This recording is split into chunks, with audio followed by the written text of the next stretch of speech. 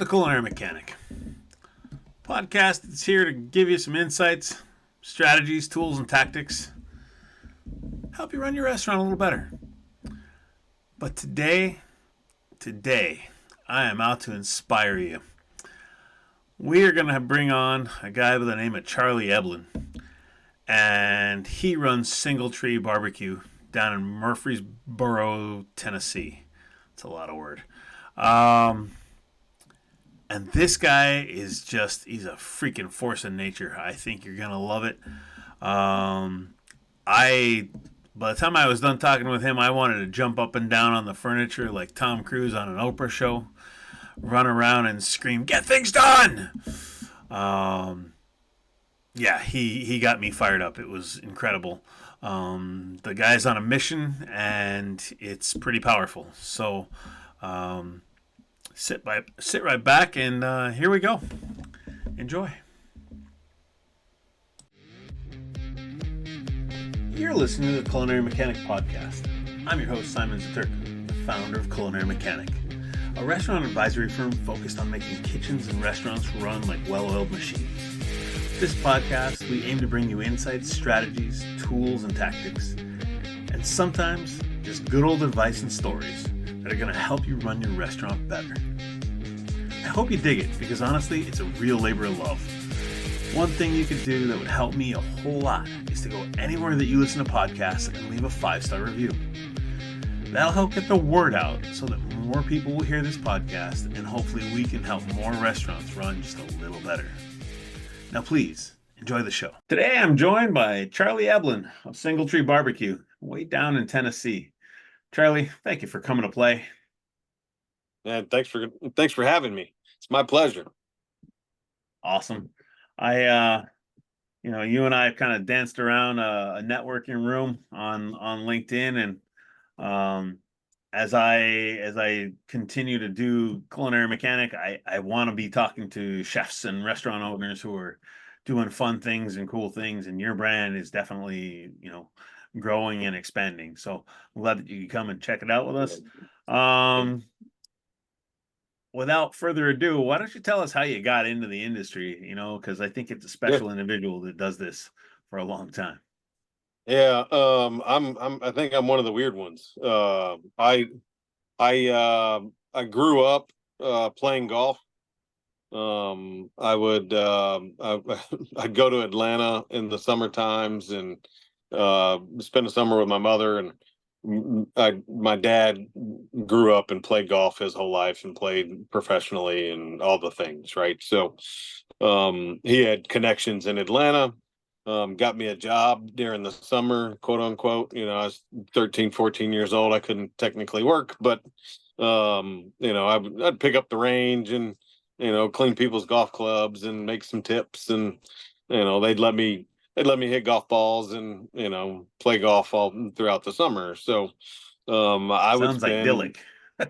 It was amazing. So I got to spend Monday through Friday at the golf course, and then Saturday and Sunday, whatever. If I wanted to go to the course, my mom would take and drop me off, but she'd have to be at work at 7:00 in the morning. So I would get up and she'd drop me off at 6 at the golf course, and then come pick me up on our way home. So I'd be at the golf course for 12, 13 hours a day. One Saturday, I got up, went to the golf course, was helping them clean some carts and picked up the range, and did all the things that I needed to do. And the restaurant was just getting absolutely slaughtered. Beautiful day, not a cloud in the sky. Everybody and their brother was out at the golf course. And I walk into the restaurant, and I'm talking to the manager. I'm like, "Hey man, you need any help? Like, I'm not doing anything. I can help you out." And he goes, "Man, if you could go back and wash some dishes for me, that'd be great." I was like, "Yeah, sure." So I hopped back in the back and knocked out all the dishes, and 5 minutes later I come up front and I see him again. I'm like, "Hey, what you need now?" He says, he looks at me, he goes, "You've done all those dishes already, man? Like, I just, oh, okay, like, okay, wow, that's crazy." Excuse me. I said, "Yeah, what you want me to do?" He said, "I don't know, like just bus tables or something." So I start, running around the dining room of the clubhouse and busting tables and talking to the guests and, and refilling waters and teas and, hey man, you need anything? How you playing today? And just kind of chatting it up with all the people in the dining room and just absolutely fell in love with the fact that I could just talk to all these people and it wasn't awkward, it wasn't weird, it wasn't, who's this kid? We just had natural conversation and just absolutely loved it. So every weekend past that, I would, I'd make sure that the restaurant was done because didn't need any help because I liked doing it. I had fun. So Right. when I turned 16, my dad told me, he was like, "Hey, look, you got to go get a job." And I said, okay. He said, I'm gonna take you. You get home from school today. I'll take you down to the grocery store and you can apply down there and bag groceries. And I was like, hell no, I am not. No, no, I am not Uh, bagging groceries. So we we made a deal that as long as I went and found a job that I could go and pick wherever I wanted to go work. And I went to a restaurant, I called my brother, we're not blood, but I called my brother and said, "Hey man, let's I know you're looking for a job too. Let's go down to this restaurant and see if we can get a job down there washing dishes." It's pretty easy. It's really not that big of a deal. He's a year younger than me, so um, he's 15, I'm 16. I was like, "I'll drive you, no big deal. Like it's cool." So we hopped in the car, drove down to the local restaurant. It was inside of a hotel. We thought that they would be busy enough to pay us more money than everybody else. right. So One would think. we walked in. Back then I think minimum wage was like $6 an hour or something. So, we were going to ask for 750. Because we had all the money in the world and all the experience in the world, I should say. So we walked in, we asked for 750. The executive chef said, "I'll give you 650 and you can start tonight." So me and my brother said, "Good deal. We'll be back at 5 and we'll start tonight." So we took our first job making $6.50 an hour at a place called Ezra's in a hotel here in Murfreesboro. And the rest is kind of history, man. I worked there all the way through high school.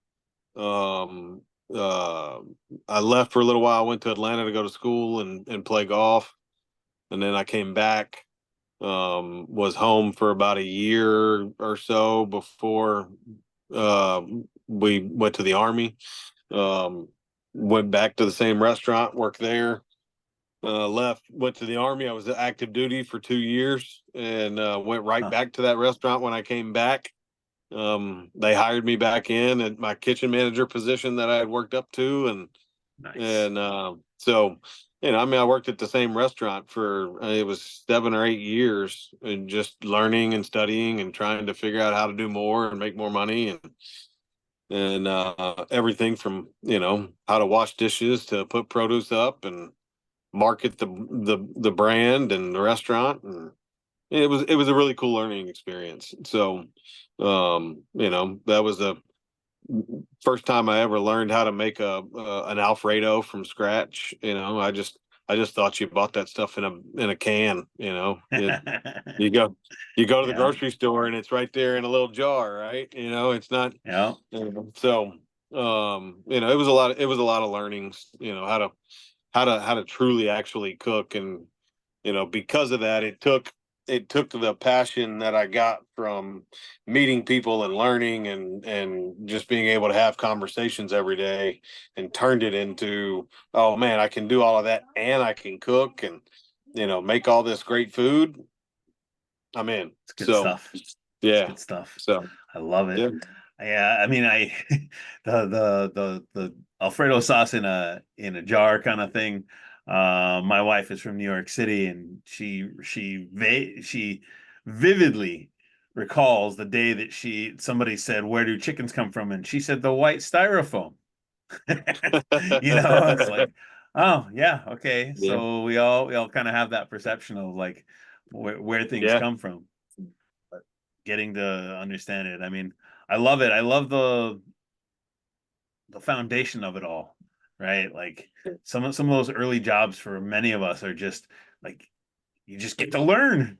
Like I Yeah. remember being in a restaurant. It's sort of similar to you, like where I was there, and then I went away to college, and I dropped out of college, and I came back, and they said, "You want a job?" And then Yeah. I got a little too big for my own britches, and I left after like I don't know 6 months, and I I fucked a few things up, and I came back between my tail between my legs, and my friend, the owner, looks at me and he goes, "If you want a job, you got to go back to dishes." After I'd already gotten up into the kitchen, he goes, "I need you back in the dish room, Yeah. and I'll get you a full 40. And then when I got a spot in the kitchen, you can come back, but you can come back and you can be here on Tuesday." And I was like, "Okay," and I probably worked for Yeah. him 4 times, but everything I ever wanted was to learn. And every time I would ask a question, he or one of the old grizzled cooks would show me what was up, right? Yeah. So Yeah. I have a lot of respect for that sort of style of like just absorption. Yeah. So how does that, and you can tell me as many or as few as stories to get there, but how does all of that translate into I'm gonna open up a barbecue joint, um, Yeah. based on Crazy. grandfather's farm, Yeah. and that kind of thing. So how does that all come about? So as a kid, I mean, I spent every waking moment I possibly could at my grandfather's house.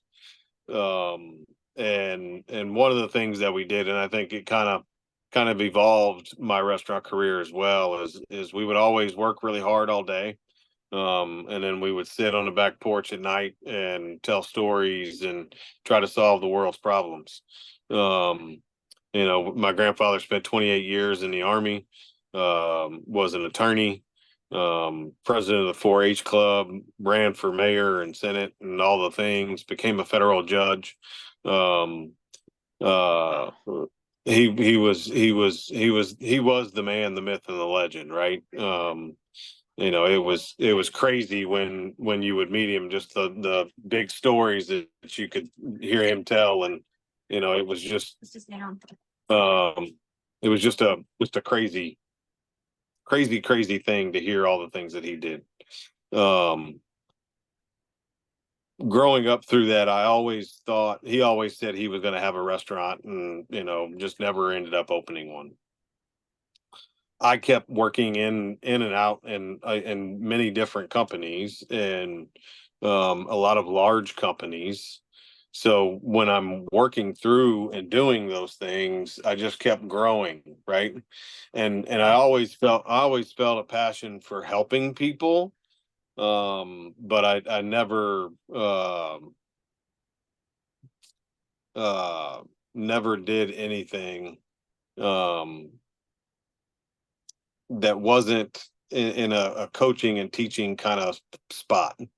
So when I was an assistant manager, I was always trying to get one of my cooks or my servers to learn how to do my job. And by doing that, and then once I became from an assistant manager to a kitchen manager to a GM, and as a director, VP, COO, all those things, I always took somebody on my team and taught them how to do my job. And Right. so I always thought that was the way that I was impacting the world. And so it just I really found a passion for teaching and coaching. Um, not anything as far as I didn't never really think about impacting a community or the city I live in or the schools that I work with, right? I always Right. just thought it was just helping people grow in their careers. um I never realized how much I worked until about 4 years ago. I didn't I didn't, I was always traveling, so I worked my way up the chain, what chasing a title, whatever you want to call it. And I was a regional vice president for a company called Bar Louie, and I had the Southeast division. So I had Missouri, Tennessee, Alabama, uh, North Carolina, Virginia, and Florida. And I was traveling, 5, 6 days a week. Right. Not really, never really at home much. When I was still working, that had really kind of been, me and my wife just had our 13th year anniversary, and that's been most of my marriage. The first 9 years of that, really. So we didn't know anything differently. Then the pandemic came in 2020. So right before everything shut down in March of 2020, Bar Louie filed bankruptcy. And to this Wow. day, I take that as one of the biggest blessings that's ever happened to me in my life.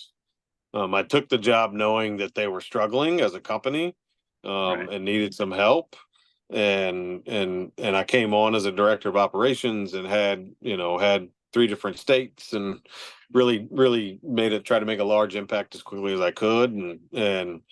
But my little one market wasn't enough to turn the millions and millions of dollars that they needed. So they filed bankruptcy in February of 2020, and then in March of 2020 the pandemic happened. So we had 7 different cuts, 7 different layoffs, 7 different terminations. I was on the 7th round. So my round wasn't supposed to happen until January of 21, but some people made some bad decisions apparently, and they had to let go of some other people. And as a leadership team, they decided to go ahead and make some larger cuts that they were going to wait until January. So I got the phone call that I was no longer going to be employed with Bar Louie as of the end of November. So you can stay on, get us through Thanksgiving, and then, after that, you'll no longer have a job. So I immediately started getting on the phone and calling all my buddies. Hey, you got anything open? I'm looking for a job, Right. and it was all the same response. Hey, Charlie, we love you. We would love to have you on the team. We didn't know you were looking, but um, right now we can't hire anybody. We're in the middle of a pandemic, right? We're not hiring hourly employees. We're definitely not hiring a restaurant executive. So that's where we're at. Yeah. My wife came to me, and after about 2 weeks of that, and told me to stop depending on everybody else, start depending on myself, and start my own brand. So I was like, all right, cool. So I started looking into food trucks and trailers, and I put one on my personal Facebook page, just a black, barbecue trailer that I found and put on Facebook, and asked if I should start my own barbecue joint. And it was, I don't think I've seen that much overwhelming yeses in my entire life on anything that Nice. I've decided to do. I like it. um I mean, look, people always they'd come over to the house, and I'm sure you get it too, right? You come over, you cooked everything, and you're like, oh man, Simon, everything's great, oh, I love this.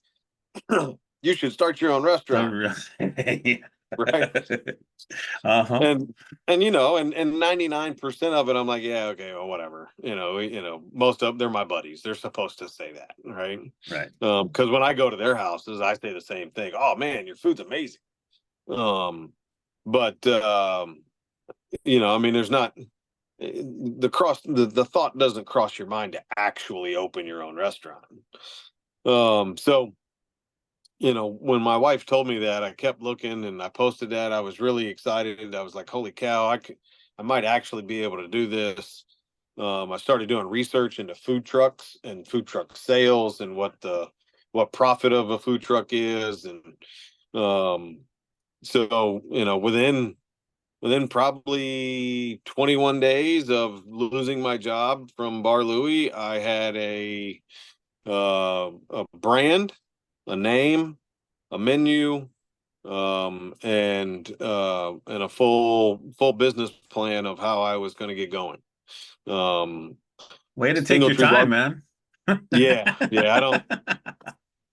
Well, we'll get into the Nike of barbecue in a minute, but along with that slogan, I just get it done. I don't wait on things. I'm not real smart, and I got a horrible memory. So if I don't just get it done, then it don't get done. So um, I don't I wait on like it. much. I get things done pretty quickly. But yeah. So I just lost my job, so I didn't have a ton of money. It was okay. Well, how are we gonna fund this? Right. So I had a couple of options. Had a business partner, or my current business partner and I had spoke. Had some money that I could use that I didn't really want to, because then you start diving into your savings, and what happens for a rainy day and all that kind of fun stuff. And it was pretty interesting to start with. How are we going to get this going? Then it started taking it was taking too long to get a food truck, or a trailer, or an actual brick and mortar, or what. We weren't sold on what we were going to do to start with. So I had to continue to apply for jobs, because I didn't think that it was going to kick off that way. Right. Um, Ended up getting a job at Mission Barbecue. Started working there in the end of December, I think, of 2020. Um, and by the time I was just doing single tree stuff on the weekend. So by the time I had gotten done and got everything trained and all the things there, I'm in the market in February, and I'm getting so many phone calls and so many things to do for single tree. Like, I don't know which way to go. Right. And like, I can't. I'm working this full-time job, and I'm finding myself, doing that, and then I'm over here making phone calls and trying to book things, and I'm missing calls because I'm working. And then we finally get the food truck up and operational, and it's every Saturday and Sunday I'm doing something with the food truck. And then Right. Monday through Friday I'm doing mission. And I can't, like, I just, something's got to give. I can't do both. And so we made the decision to drop mission and do it full time. And that was at the end of May of 2020. So I just jumped off the ledge. And what I thought I was going to do originally is what I ended up doing. Um, we didn't get the we didn't get the truck operational quickly enough for me to just do it without it, but it just took off fast. And we just kept growing and kept growing and kept on doing more and doing more. And it got to a point to where I was doing anywhere between 7 and 12 events a week, Wow. out of the food truck. And I mean, I finally just said, you know what, I can't do this. I got to take a day off. Yeah. And so I closed for 2 or 3 days, and we went to a Braves game and just kind of decompressed, and then came back at it. And it was just one thing after another. We just kept rocking and rolling, kept growing, and meeting people, and being in the right place at the right time. And got a concession stand at the college here in town. Started a podcast. So we got Single Tree Nation, the podcast is going, and we're starting to have guests on there. And now we got a concession stand for the basketball games, men and women. And then we got the food truck going out every day. And then I got people calling me going, "Hey man, I want you to come and take over the kitchen here, and run this restaurant for me." I was like, "Oh my goodness." I can't Demand I is can't be at amazing. I love yeah, it. I can't be at 5 different places at once. But so now we got We don't have the food truck anymore, but we're putting another concession stand into another place here coming up pretty soon. We have the brick and mortar that we kind of it was one of those opportunities that just fell in my lap. I didn't really have a choice. We came in and took over the kitchen operation and started selling as a kind of like a dual branded restaurant. Okay. They were kind of, they wanted the bar and the live music stuff, and I didn't want to have anything to do with it. I just wanted to sell my barbecue. All right. They didn't want to have anything to do with the food. So we kind of co-branded a restaurant, and we did that for about 3 weeks, and I threw my hands up and said, "Hey, this ain't gonna work. I need to have full control over the whole place." So we ended up buying them out Oh, and wow. took over the whole place. So um, like I said, it was kind of one of those deals that it was just sitting in my lap, and here you go. And it wasn't the 500 to $1 million it was going to cost to build a new unit. Right. It was much cheaper than that, and so it was just kind of right place, right time, and here we are. So I love now we're on a now we're on a mission to become the Nike of barbecue. So it. yeah, Uh, well, I mean, all I really want to do is like run out into the street and say, "Get things done now." yeah. Like that's awesome. Yeah. Um, that's good. Um, uh, thoughts about like, I mean, gosh, I love it's like that's like a snowball story, man. Like it just starts going. Like, Yeah. like Yeah. I love it. Obviously, it's got to be backed by some pretty good barbecue. I mean, I think so. that for me is the one true thing. It's like you can be nice and you can and you can have a great smile or a great slogan, but like the product at the end of the day has to be something that people want. If you've ever found yourself saying, "There's got to be a better way to run a restaurant," we should talk. Imagine no rifts between the front and back of house, joint spotless. People are excited to be at work, and you're making the money you've dreamed of. Listen, Culinary Mechanic is here with the strategies, systems, and tactics to help you have the restaurant where everyone wants to be. We're talking about sustainable change, systems that you can implement and execute day in, day out. If you'd like to find out more about how Culinary Mechanic can help you run your restaurant like a well oiled machine, I'd like to invite you to use the link in the show notes to book a free 30-minute consultation call. But look, I live and die by my mission statement, right? And our mission is to become the Nike of barbecue, but it's the how, right? So we want to help build and grow the community. That's the how, right? But Right. to do that, you got to have a platform to do that. And our platform is to deliver undeniable hospitality, storytelling, and the perfect plate of barbecue. So if it's not the perfect plate of barbecue, it's not going to be sold. Right.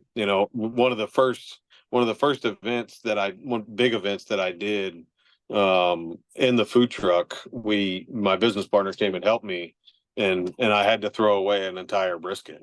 So it was just not anywhere remotely close to something that you want to do, right? Um, Right.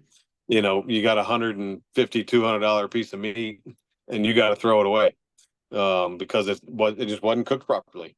Um, and it was tough and chewy, and it just wasn't right. No. So, I pulled it out, unwrapped it, started cutting into it. I was like, that ain't gonna cut it. And I had two choices. I could serve it and may or may not be able to get people to come back and see me again. Or I could not serve it and not run the risk of ruining my reputation before we really even get started. And that day was kind of one of those um just kind of one of those step ups that's totally different than what everybody else would do. Yeah. And a lot of people don't have the long-term vision to be able to go, man, that $200 is not going to cost me nearly as much as the 10 people that would, or the 20 people or the 100 people that would get a negative experience from my restaurant. And I would rather it take 30 minutes longer than it's supposed to and come out perfect every time than it come out in 5 minutes like I want it to and it'd be wrong. Right. Yeah. So, Yeah. it's, I tell people all the time, man, it's, you have to have good food. It doesn't have to be mind blowing, but it has to be good. Right. People Right. have to want to eat it again. Yep. But you have to have undeniable hospitality. Like there's no negotiation there. Um, and you have to be able to tell your story. Nobody's going to Yeah. tell your story for you. Nobody's coming to do it. Sean Walchef says all the time, just because you build it doesn't mean they're coming. And you can, Yes, sir.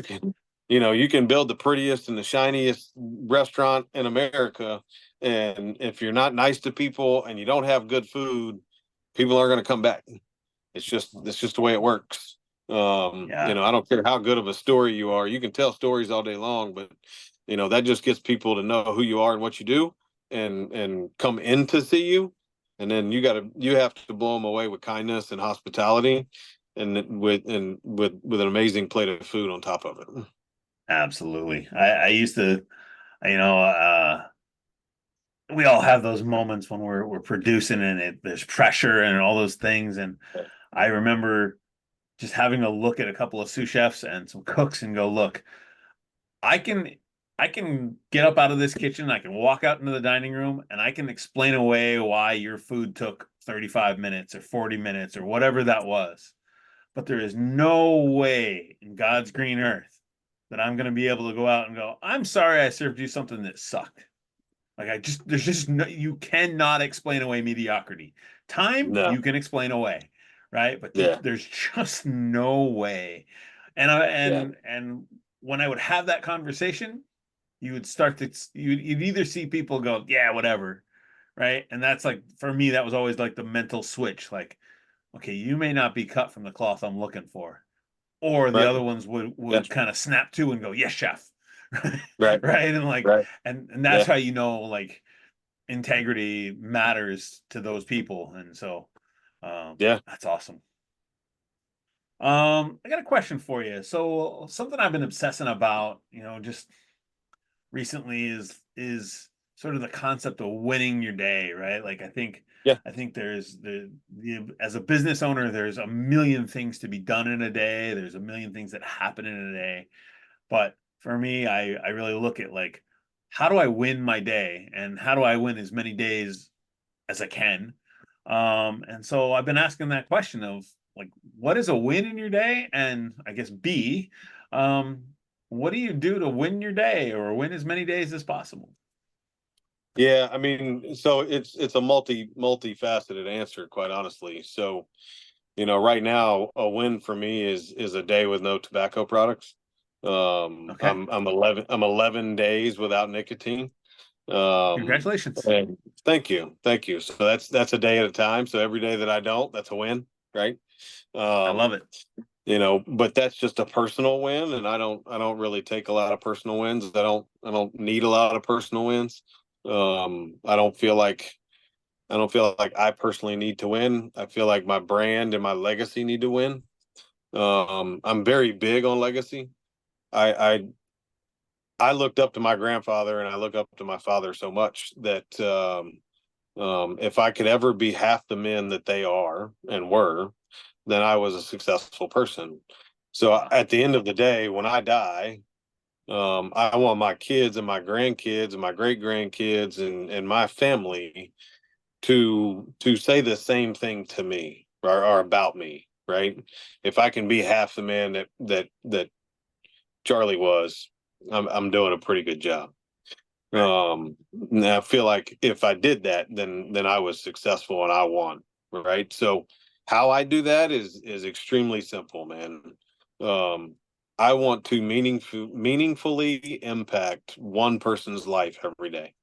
Whether or not that's shaking somebody's hand and it puts a smile on their face, telling somebody a joke, holding the door for them, buying a dessert, whatever it is, hearing somebody's story.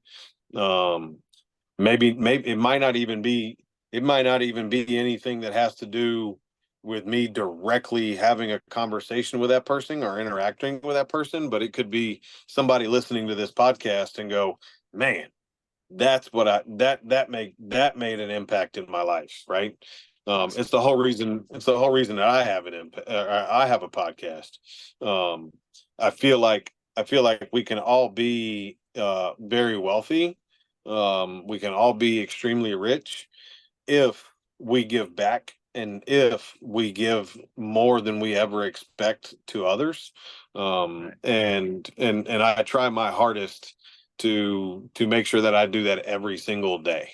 And if I can put a smile on one person's face because of something that I'm doing or have done, then I've won, and I'll win every single day. I love it. I love it. Tell you what, my career, my world is turned upside down in the last couple of years, and all for the good at this point. Um, but my win, my current like win my day is I finish at the time that I say I'm gonna finish. Yeah, And that's it, you know. And that keeps me smiling, that keeps my wife smiling. of So course. yeah, yeah, which is money in the bank all day long. Yes, Charlie, thank sir. you so much for coming to play with me. I really appreciate it. Getting to talk and hear people's stories is currently one of the highlights of my existence. I love And your story is definitely nothing to forget. But like I said, I'm gonna run down the street and go get things done. I love it. Because I love it. it's good. It's good. It's good. Um, Look, I'll tell you so something real quick. Can I tell you yes, one sir. last thing real fast? Okay. So I need you to do me a favor. I need you to raise your hand. Raise my hand. All right. Now, can you raise it higher? Yes. All right. So here's the thing I'll tell you. You can put your hand down.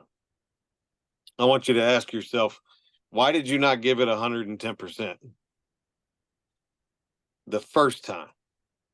So when somebody asks you to do something or you set out to do something, if you don't give it 110% and raise your hand as high as you absolutely can every single time, you never want to look back and go, I could have done more. Right. Right. It's one of my favorite things that I've started really saying here lately. I did not come up with that. I didn't. I heard it on YouTube or Facebook or Instagram or something, but it has stuck with me for months now, and it's caused me to win more. Right, Hell going along yeah. with your thing. So Hell yeah. everything it is, just make sure that you're going through your day and you're giving it 110%. And you know what? Whether you win or lose that day, you gave it 110%, so you won. Yeah. I would agree with that. I feel like I saw that on your podcast because I watch your Yeah, podcast yeah, on YouTube. yeah, So, yeah. We talked about it on the podcast. um, we're gonna put in the show notes how to find you. That's the Single Tree Nation podcast. Single Tree Charlie Nation Eblen. I'll make podcast. sure Yeah. that it's all in the show notes so people can find you. Once again, Love. thank you so much. It's been such a genuine pleasure. Thank you, my friend. I appreciate you very much. Thanks for having me. Absolutely.